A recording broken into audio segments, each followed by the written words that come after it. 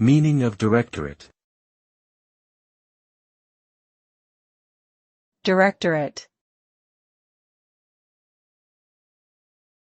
Directorate. Directorate. Directorate. A directorate is a group of people who are appointed to manage a specific area or department within an organization. Typically, a directorate is responsible for making decisions and implementing policies related to its assigned function. In government, directorates may be established to oversee areas such as finance, national security, or health.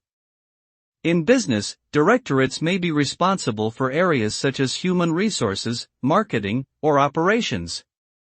Overall, a directorate serves as a centralized leadership team that is responsible for creating and implementing strategies to achieve organizational goals.